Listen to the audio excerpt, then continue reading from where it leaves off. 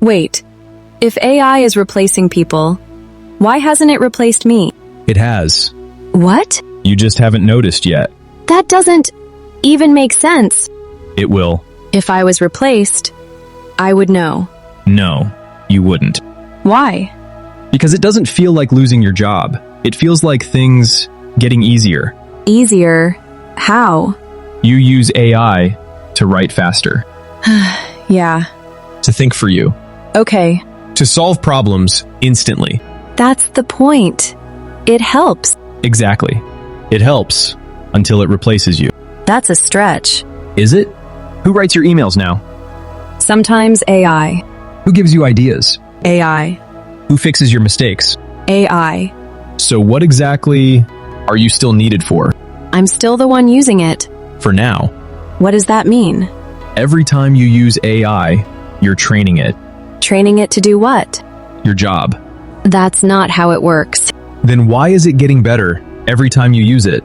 So what? Companies just fire everyone?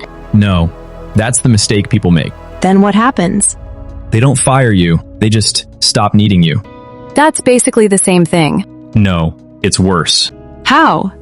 Because it happens slowly. You get less work, then fewer responsibilities. Then one day, there's nothing left for you to do. This still feels exaggerated. Let me ask you something. If one AI can do the work of 5 people, how many people does a company need? 1. Exactly. But AI isn't perfect. Neither are you. But AI doesn't get tired, doesn't complain, doesn't take breaks. So who do you think they'll choose? So what? Everyone is just finished? No, not everyone. Then who? The ones who understand what's happening. Which is? AI is not replacing people. People using AI are replacing people who don't. So what am I supposed to do? Stop treating AI like a helper. Start treating it like competition. Because right now, while you're watching this, it's learning.